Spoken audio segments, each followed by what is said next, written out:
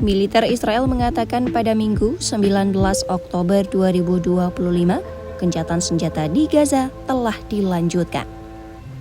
Langkah itu dilakukan usai serangan yang menelan korban jiwa dan menjadi ujian terberat bagi perjanjian gencatan senjata yang ditengahi Amerika Serikat bulan ini. Serangan udara Israel sebelumnya dilaporkan menewaskan sedikitnya 26 orang, termasuk seorang perempuan dan seorang anak. Sementara, 2 prajurit Israel juga terbunuh dalam insiden terpisah. Menurut sumber keamanan Israel, pengiriman bantuan ke Gaza akan dilanjutkan pada hari Senin setelah tekanan dari Amerika Serikat. Sebelumnya, Israel menghentikan pasokan bantuan sebagai tanggapan atas apa yang mereka sebut sebagai pelanggaran terang-terangan terhadap gencatan senjata. Militer Israel mengatakan serangan udara menyasar target-target Hamas di sejumlah wilayah, termasuk komandan lapangan, terowongan, dan gudang senjata.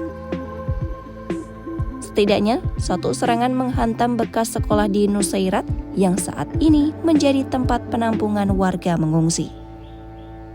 Diperkirakan, utusan khusus Presiden Amerika Serikat Donald Trump, Steve Witkoff, dan menantunya Jared Kushner akan melakukan kunjungan ke Israel pada Senin, 20 Oktober 2025. Kunjungan ini dinilai akan membawa pembahasan mendalam soal implementasi gencatan senjata dan penyaluran bantuan kemanusiaan. Hamas melalui sayap bersenjatanya menyatakan masih berkomitmen pada perjanjian gencatan senjata. Mereka menegaskan tidak terlibat dalam bentrokan di Rafah dan tidak melakukan kontak dengan kelompok-kelompok lain sejak Maret.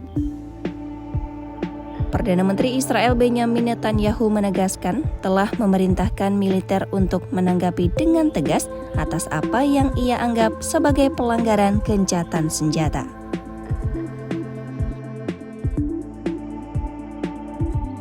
Seorang pejabat keamanan Israel menyatakan pengiriman bantuan ke Gaza dihentikan, namun tekanan dari Amerika Serikat membuat keputusan itu direvisi.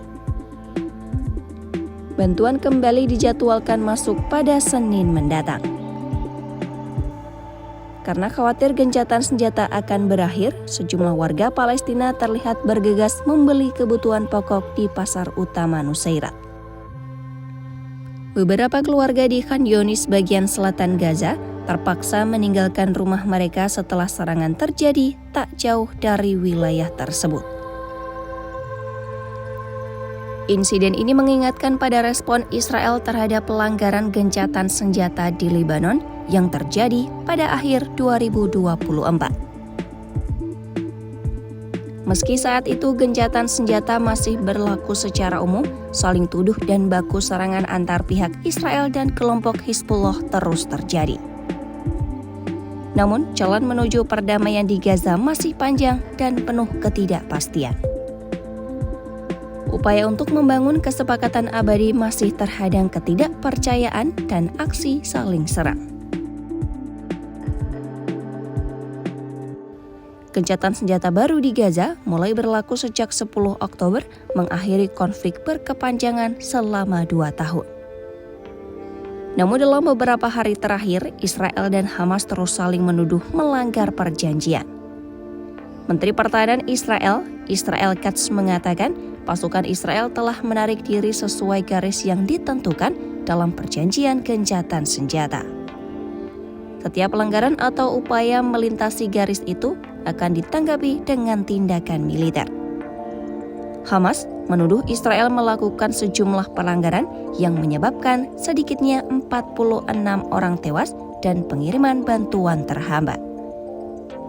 Israel juga menilai Hamas terlalu lambat dalam menyerahkan senjata para sandera yang sudah meninggal. Sejak pekan lalu, Hamas telah membebaskan 20 sandera yang masih hidup dan menyerahkan 12 dari 28 jenazah yang dilaporkan telah meninggal. Hamas mengatakan mereka tidak berniat menyimpan jenazah para sandera, namun sebagian masih terkubur di bagian reruntuhan dan membutuhkan peralatan khusus untuk dievakuasi. Sementara itu, penyeberangan Rafah antara Gaza dan Mesir masih tertutup sejak Mei 2024. Dalam perjanjian gencatan senjata, penyeberangan ini seharusnya menjadi jalur utama untuk bantuan kemanusiaan masuk ke Gaza. Meskipun aliran bantuan dari titik lain telah meningkat, Perserikatan Bangsa-Bangsa menyebut kebutuhan di Gaza masih jauh dari cukup. Menurut pemantauan kelaparan global IPC, ratusan ribu warga dilaporkan terancam kelaparan. Pertanyaan besar masih menggantung mengenai masa depan Gaza, pelucutan senjata, pemerintahan baru, dan pembentukan negara Palestina.